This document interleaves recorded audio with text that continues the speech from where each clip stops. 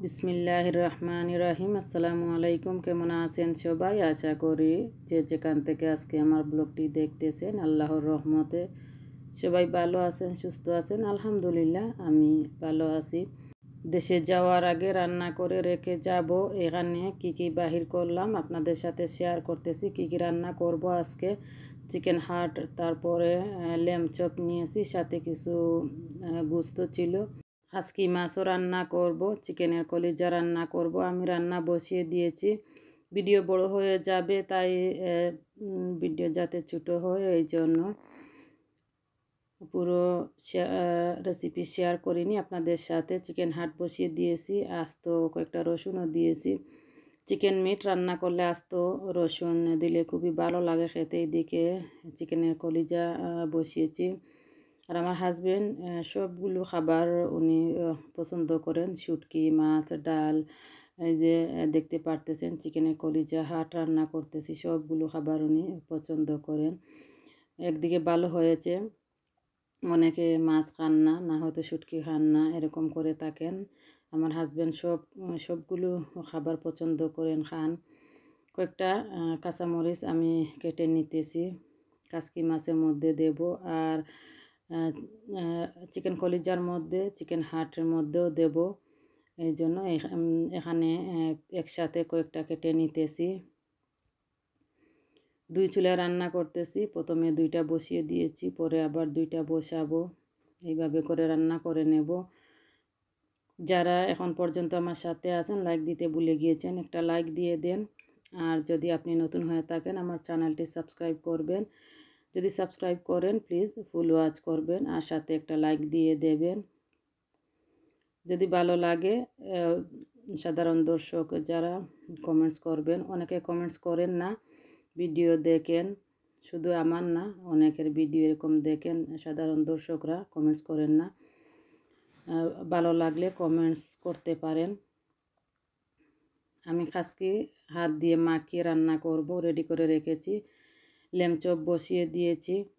চিকেনের হাট আর চিকেনের কলিজা রান্না হয়ে গিয়েছে। আর ওইদিকে আমি কাসকি মাছ রেডি করে এখন বসিয়ে দিয়েছি। মিট একটু আগে বসিয়ে দিয়েছিলাম। বড় একটা হাঁড়িতে রান্না করতেছি, এই জন্য নাড়াচাড়া করতে একটু অসুবিধা হচ্ছে। এখানে ল্যাম্ব চপ আর কিছু গোস্ত ছিল সাথে।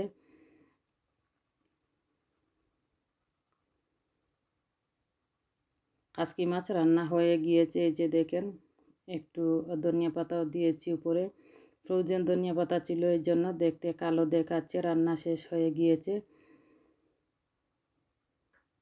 চিকেনের কলিজা রান্না করেছি।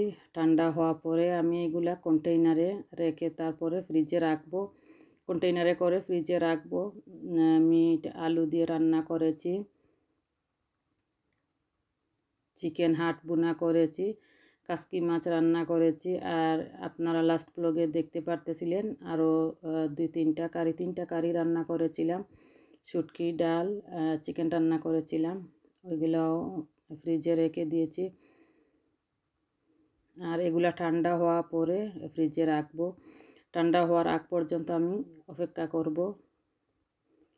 ঠান্ডা করে ভালো করে ঠান্ডা করে যদি না রাখি তাহলে তরকারি নষ্ট হয়ে যাবে।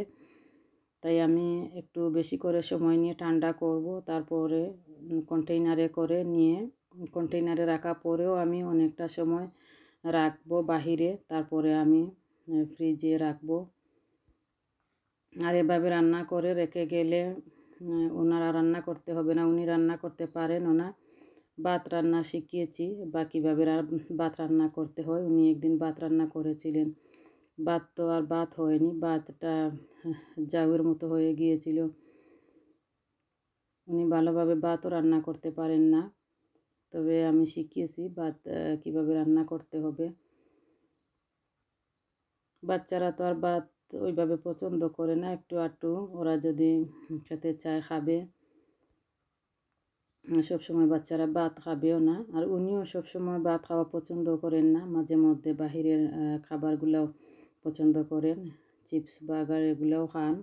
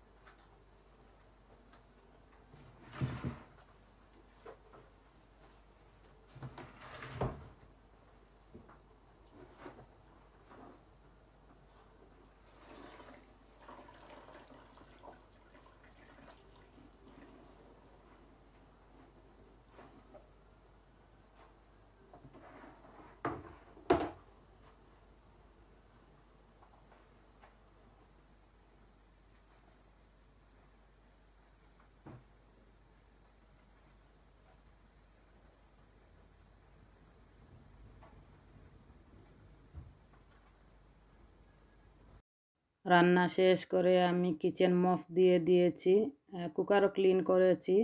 খাবার ঠান্ডা হয়ে গিয়েছে, এখন আমি কন্টেনারে নিয়ে নিয়েছি। আর একটু সময় আমি বাহিরে রাখবো, রেখে তারপরে আমি ফ্রিজে রাখবো।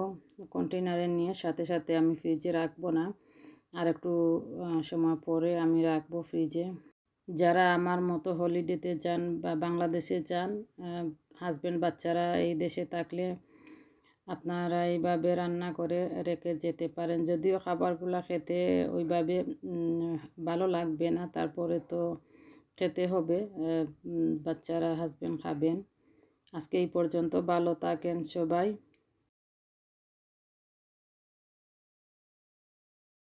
সবার জন্য দোয়া আর ভালোবাসা রইল। আজকে এই পর্যন্ত, আমাদের জন্য দোয়া করবেন। আল্লাহ আমাদের সবাইকে যাতে ভালো রাখেন, সুস্থ রাখেন, এই দোয়া রইল।